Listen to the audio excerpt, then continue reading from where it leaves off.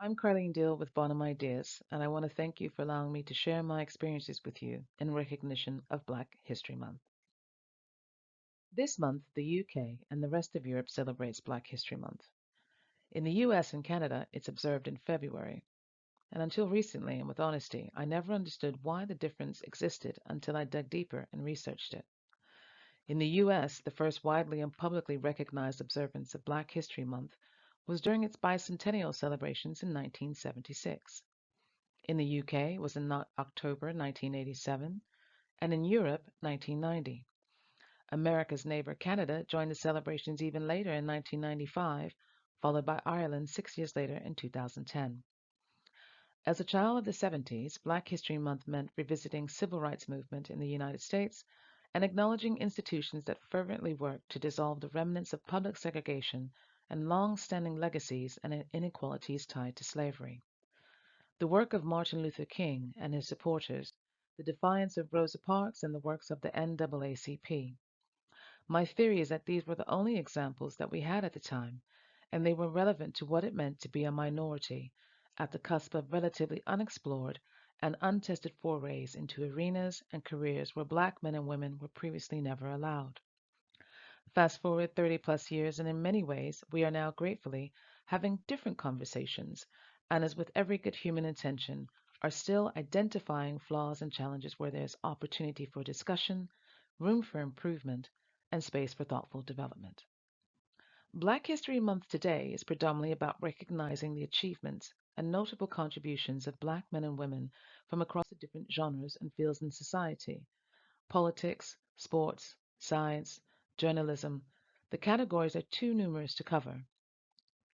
I also think of it as a time for reflection on how far we all have come, not just as individuals who strive to achieve more, but just as human beings in our evolution of being more relatable to one another, more at ease and equally comfortable in each other's company as we are in our own skin, both personally and professionally. I appreciate the chance to share some of my career and life experiences with you. Bear with me as I can't think of another time when I have chosen to be as candid as I will be with you about who I am and my journey to where I am standing here today.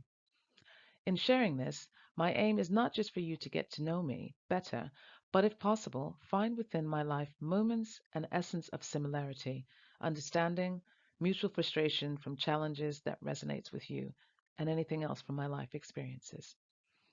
I'm the firstborn child of Caribbean immigrants, and with that comes a natural expectation of what you will achieve as opposed to what you may want to achieve.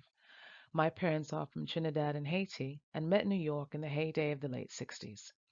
While wildly more contemporary than southern states in the U.S., there were limited opportunities by today's measures, and my father joined the U.S. Army. The world was very much engulfed in the Cold War, and most of my childhood was spent on military bases in southern Bavaria, Germany. I may be biased, but there couldn't have been a better place to experience the 80s than Europe. Mikhail Gorbachev, Margaret Thatcher, and Ronald Reagan were the leaders at the time. Baby boomers were enjoying vastly different lifestyles in comparison to their post war parents, and there was a defiant mood growing as East and West Germany were leaning towards reunification as the late 80s and early 90s approached. The world was moving from black and white images of staidness, belt tightening, to the full technicolor age of consumerism and pop culture. Life was much more relaxed, less regulated, and in truth, looking back on it now, I'm still not sure how I and my siblings survived. This was a time before mobile phones, Oyster cards, EasyJet flights, Netflix. The world was truly analog. My primary and secondary education experience resembled that of the United Nations. The military was a great leveler of sorts, in that one was surrounded by everything, everyone, every ethnicity. The only divide that was really apparent was that of the officers versus the enlisted men and women, as they weren't allowed to fraternize in private or public, which remains intact in the military even today.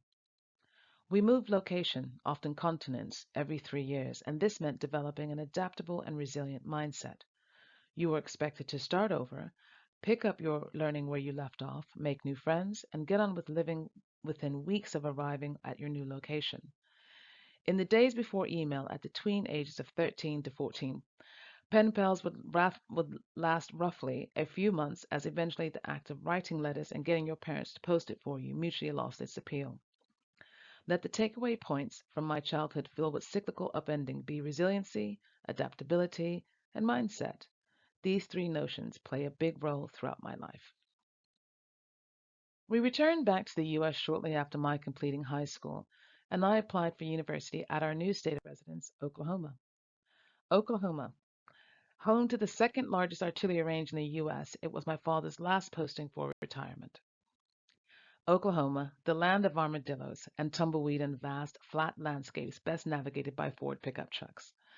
My parents settled down to purchase their first home after 18 years of traveling at the beck and call of the U.S. government, and I looked at ways of independently funding my education. I turned to what was familiar, student loans, and after the first 2 years became disillusioned with the accruing debt. I had heard of opportunities to have the military pay for your education in return for contracted service, and after a few weeks of deliberation, made my way to a recruiter's office. Throughout high school, I was in the Reserve Officer Training Corps as I started to entertain the idea of going to West Point.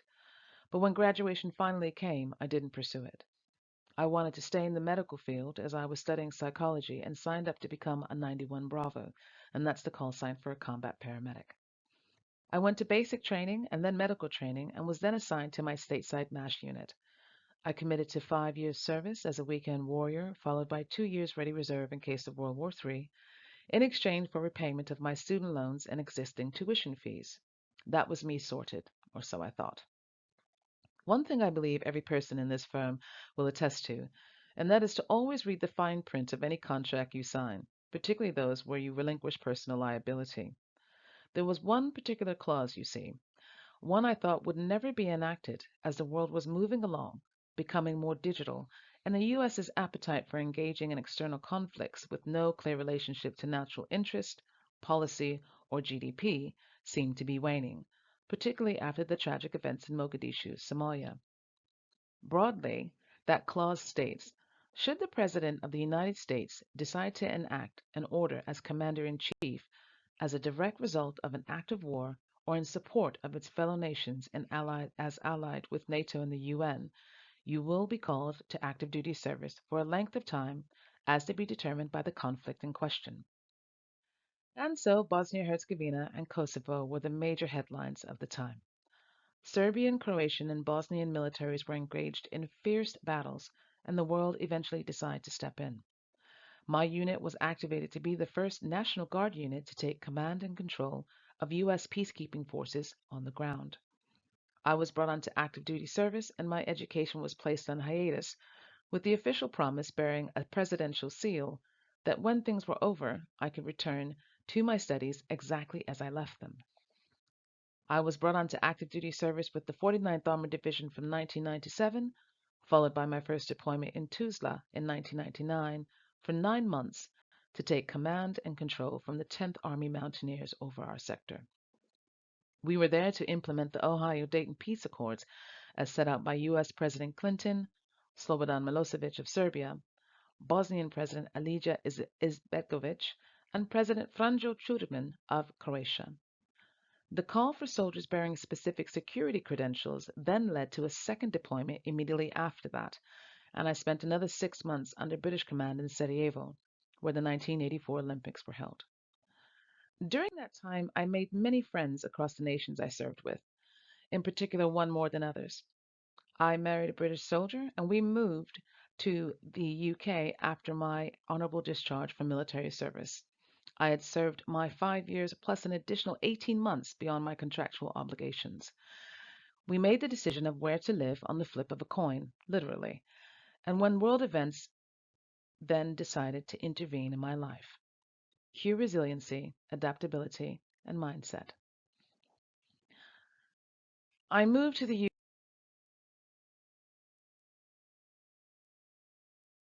UK 15 days after 9/11, when flights around the world resumed, having left behind an entire house worth of belongings and clothing at the seaport of Corpus Christi, Texas, as any shipments designated for international travel prepared prior to September the 11th were to be destroyed if they could not be inspected before shipping.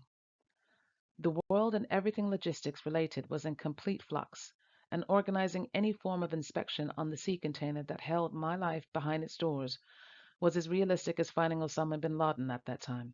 Possible, but highly unlikely. I arrived at Gatwick Airport with a sense of relief, but also knowing that the world was going to change forever. When I arrived in the UK, I made the conscious decision to get stuck onto the corporate world. Having spent more than 5 years on active duty and moving to England, returning to university to finish my biology degree was a distant dream. I left my passions for science behind and set my sights on the world of commerce and finance and undertook a business management degree at the University of Westminster. Over the noughties, my career progressed from humble beginnings in support roles in corporate real estate to executive administration and investment banking, culminating in management within retail private banking. This was the heyday of finance in the city, the early 2000s, where stories of bankers' excess and record spending often made headlines, but it wasn't to last. World events again intervened in my life. The bank and loan crisis that began in the US had crossed its shores, and the Bank of England was delivering swift blows to private banking institutions, particularly the Icelandic bank that I worked for. Things came to a halt in 2007, and I took redundancy that was offered and took a month off to recalibrate before deciding to become an entrepreneur. I finally returned to my love of science, specifically neuroscience, and also am the founder of a health and wellness business, Trinity Yoga. So throughout my employed career, I progressed sometimes due to natural tenure or through the absorption of responsibilities as often companies restructured and downsized during that time. But what remained consistent was having proven my ability of my work output by merit. Most, if not all, of my career environments were predominantly male, with women performing in support roles. Another recurring factor was most of my roles were in firms where there was an element of an international vibe. The staff pool was inherently culturally diverse, far beyond the binary race identities of black and white. I was consistently surrounded by expats from other countries, other seasoned travelers who let life events lead them to where they were, and were equally as open eyed about engaging in life rather than being dictated by it. Yes, there were moments where it was blindingly obvious that I, as I am physically a black woman, was an anomaly on the trading floor or in the boardroom, but I chose not to allow the physical differences to determine my mindset, as I was and I remain so much more than what is determined by my genetic presentation. I am more than my hair, my skin, and my facial features. It's a two-way street, as I realize I've been fortunate to have also worked in environments where cultural differences and holidays were actively celebrated, maybe even doggedly pursued, to create and foster a sense of differential unity given the vast level of diversity in the work environment. The consistent message was, hey, we are all different. Let's equally celebrate our differences, which meant consciously embracing that we are unique rather than giving space for subconscious notions of right or superiority to even breed life. Those very subconscious notions transcend color, as I've witnessed it within other cultures, amongst established Eastern Europeans versus those from smaller Soviet states who've recently joined the EU, amongst the African diaspora from the continent and established UK Caribbeans, and even amongst Asians of varying degrees in skin tone from India and Pakistan and Bangladesh. Although bear in mind, this is my view from my international lens. I've lived in the UK for over 20 years now, and here's what I've come to understand over time.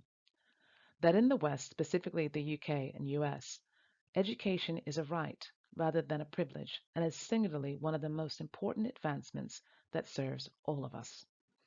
The digital revolution we've experienced in the last decade of computing has made learning and information more accessible than ever before. Access to education leads to different horizons and a broadening of mindsets, shifts in outdated perceptions, and ultimately a better understanding of the value in being different. It is through education that one can change their socioeconomic status and discover opportunities that may not have been afforded to the generation before them. As a direct result of that access, thankfully today, Black History Month is about recognizing the achievements and notable contributions of Black men and women from across the different genres and fields in society: politics, sports, arts, music, science, law.